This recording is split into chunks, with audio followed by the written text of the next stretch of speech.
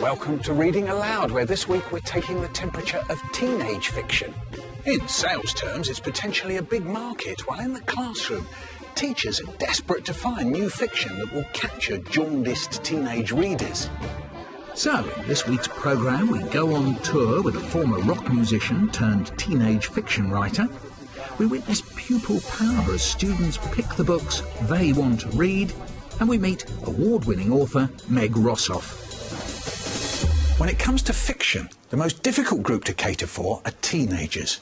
Encouraging adolescents to pick up a book when there are so many more, much more appealing distractions to turn to is a real uphill struggle. But Nicola, isn't that something you've managed to achieve at your school in Droitwich? I'd like to think so. And how have you done it? We've tried to reinstate the enjoyment of reading, and one of the ways in which we do this is by matching books to individual readers. So we have moved away from the idea of a whole class all studying the same book. At Nicola's school, this reading scheme begins with students filling out a questionnaire based on a choice of 5 or 6 books. They then work independently as a small group, reading together, discussing together, having 1 or 2 sessions guided by the teacher. At the end of this, once they have researched the book, been down to the library, what they can do is then do presentations, and we also try to encourage them to keep a reading journal. So it's actually about the enjoyment of the process rather than analysing it as a text. And do they report back to the whole class? Yes, so that the whole class then has some experience of the 5 or 6 texts that are on offer. And any book in particular? One that's gone down particularly well is Jennifer Donnelly's A Gathering Light, especially with the girls. I think they can really understand the idea of someone who is fascinated by language, is interested in reading, loves education, yet finds herself also having to deal with the day-to-day monotony of her family as well. This debut novel is a powerful coming-of-age book based on a real murder at the turn of the century, the mysterious drowning of a woman in a lake. Standing on that porch, under the flawless sky, with bees buzzing lazily in the roses, I tell myself that nothing bad can happen at the Glenmore, not on such a day as this. My eyes are on Mr. Crab. He is coming up the path, carrying a young woman in his arms. Her head lolls against him like a broken flower. Water drips from her skirt. Oh, Matty, look at her. Oh, jeez, Matty, look. Shh, Ada. She got soaked, that's all. They got lost on the lake and the boat tipped and they swam to shore and she must have fainted. Oh, I'll fetch a hot water bottle and some tea and brandy, I say, looking at Cook and then at Mrs. Morrison and then a painting on the wall. Anywhere and everywhere but at the girl. Should I do that? Should I get the brandy? Hush, Matty. It's too late for that. It was very different to anything else I'd read, and a lot of books you don't usually find that you'll find out about the person and then it'll be linked to a murder. Because it was set in a different time, it made it more interesting because I could learn a bit about that time as well. I never read that kind of book, a murder mystery book, before, but since reading it, it's made me want to read more. I couldn't put it down. It's a really, really good book.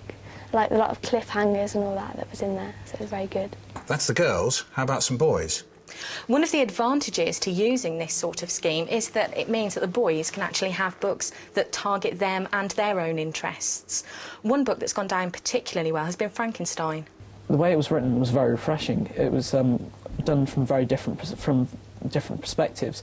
It started off with Walton and then moved on to Victor Frankenstein. And then we got to hear the perspective of the monster himself, which was obviously interesting, because we got to see how he interacted with society and his rejection. And then we got back to Victor Frankenstein and we learned all about the effect the monsters had on his life. How can I describe my emotions at this catastrophe? His limbs were in proportion, and I had selected his features as beautiful. Beautiful. Great God! His yellow skin scarcely covered the work of muscles and arteries beneath. His hair was of a lustrous black and flowing, his teeth of a pearly whiteness. But these luxuriancies only formed a more horrid contrast with his watery eyes that seemed almost of the same colour as the dun white sockets in which they were set, his shrivelled complexion and straight black lips. The story is very surprising if you only have a basic knowledge of Frankenstein. You expect him to have bolts in the neck and etc. from all the old Hammer House movies. But in fact, the monster doesn't come across as being this idiotic creature who's out to destroy the world. He has a human side. Someone who's managed to appeal to teenage boys and girls with his writing is Kevin Brooks. This former civil servant, crematorium worker and rock musician writes in a raw, stream of consciousness style that goes down well with his young readers. We join Kevin on a book signing tour in a school in Halesowen, near Birmingham. Kevin was promoting his latest book, Candy, a tale of adolescent love set in the murky world of child prostitution, drugs and rock and roll. When I was a little kid, I used to write terrible poems and equally terrible short stories, and I used to write diaries and just write down my thoughts and things like that. And I've no idea why I like doing it, I just always have done it. I think it helps me sort out the stuff in my head which I don't understand, maybe. It sort of makes me feel better. Also, I'm a lot better at writing than I am at talking, which you'll probably find out this afternoon. Kevin spent many years trying to make it in the rock business as a singer-songwriter, and his experience of touring with a band gave him plenty of material to draw on for his book. As I adjusted the mic and strummed a few chords on the guitar, I started feeling really weird. I'd never sung on stage before, I'd never been pushed to the front, I'd never had so many people looking at me. I didn't know what it was I was feeling. It was like a mixture of fear and some kind of wondrous discovery. A sense of, this is it, Joe, this is your time and your place, right here, right now. It's really nice to get out and sort of meet the people who are reading your books, because sometimes as a writer, you spend a lot of time on your own, sort of stuck in this sort of weird sort of writing zone where nothing else, the outside world, doesn't exist. And it's great to actually meet people who've read your books and to listen to what they've got to say. In teenage fiction, Meg Rossoff is hot. She's the winner of the Guardian Children's Fiction Prize for her novel, How I Live Now, and she's being heralded as the next big crossover writer. So how did this American, now living in London, come up with the ideas for her book? I wrote it in the run-up to the Iraq War, but it had been sort of percolating in my head long before that. When I first moved to London, the war in Kosovo and the former Yugoslavia was going on, and as an American I found it really terrifying in a way to realize that war was going on so close to home. I think there's a kind of classic thing where people distance themselves from war by saying, well, those people have a different religion, or they dress differently, and so when their children are blown to pieces, somehow it doesn't matter as much to them as it would to me. And so part of me wanted to kind of deal with a what if it happened here. My name is Elizabeth, but no one's ever called me that. My father took one look at me when I was born and must have thought I had the face of someone dignified and sad, like an old-fashioned queen or a dead person. But what I turned out like is plain, not much there to notice. Even my life so far has been plain, more Daisy than Elizabeth from the word go. But the summer I went to England to stay with my cousins, everything changed. Part of that was because of the war, which supposedly changed lots of things. But I can't remember much about life before the war anyway, so it doesn't count in my book, which this is. Mostly everything changed because of Edmund, and so here's what happened. The idea for the book is basically a girl from Manhattan who is in quite an unhappy family situation and is sent to England to live with cousins that she's never met. And she meets this big group of eccentric cousins who live out in the English countryside in a big rambling, falling down house, falls in love with one of them, and then World War III breaks out in England. And I think that just about gives you an idea of the plot. It's kind of a love story, really. Meg Rossoff at the Hay Festival. Andrea, How I Live Now. What did you make of it? I really enjoyed the book. Lots of different perspectives. It's sort of microcosm and macrocosm, her problems, the world's problems, all sort of interlinked, really. But I did feel towards the end of the book there were about 4 chapters missing. It sort of ran away with itself at the end, and she went back to New York, and what happened, I felt that was a big chunk that was missing. Grant? I thought it was a fantastic book, and the sort of voice of this 15-year-old sort of hyperactive and also anorexic and self-obsessed, really streetwise teenager, and she gets sort of parachuted into this rural idyll in Oxfordshire and to live with a sort of an English family who she's never really met.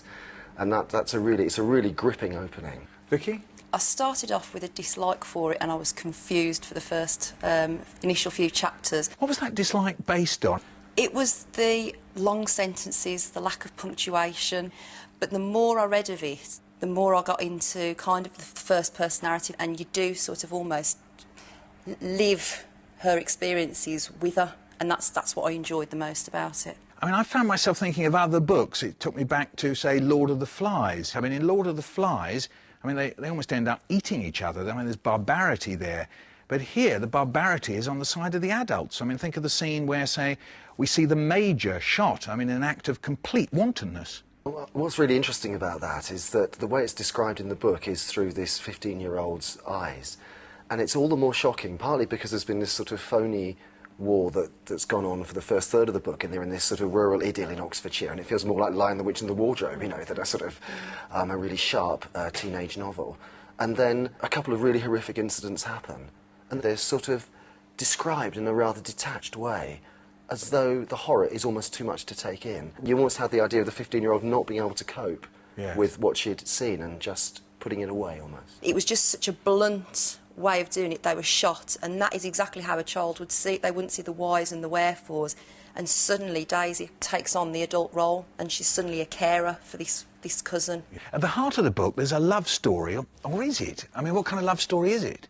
I think it's being thrown together into a situation, and you're bound to be drawn to somebody because you're scared, you're on your own, you need somebody that I guess you feel is going to look after you. Let's put our educational hats on for a moment, Andrew. I mean, they are cousins. I suppose that's a kind of whiff of incest, if you like. Could you imagine yourself reading this with a group of, say, 15-year-olds? I would read How I Live Now with them. I mean, there are issues around a sort of a physical relationship between cousins, but it's really not made anything of in the book, other than one or two sentences, and you forget, really, that it's there. All the more dangerous, well, you do yes, forget that. Yes, and you know, you could discuss the rights and wrongs of that with a group of students, and you'd be amazed, I think, at how moralistic 14 and 15-year-olds can be, you know, and they would probably be more damning of it than adults would be in the same situation. And it's a dangerous times book, isn't it, Grant? Because teenagers, are they thinking about 9/11?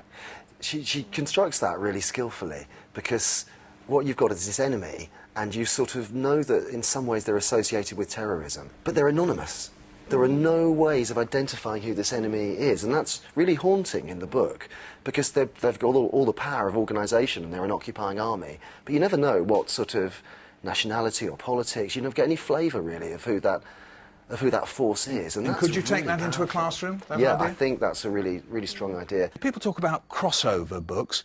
I suppose that means that you would read this book for you, not for your child. It's for you. Could you do that with this book? Yeah, I mean, I gave it to my daughter, who's nearly 14, and she's sort of about 30, 40 pages in, and I don't know if she's going to carry on with it. Gave it to my 20-year-old son, who just devoured it and loved it, and I loved it, and I would recommend it for, you know, the book group that I'm in. I think it's a powerful book, with some flaws like the ending. And Well, that's nearly all for now.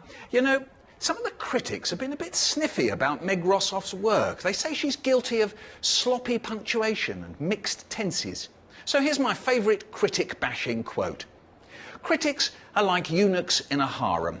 They know how it's done, they've seen it done every day, but they're unable to do it themselves. Bye.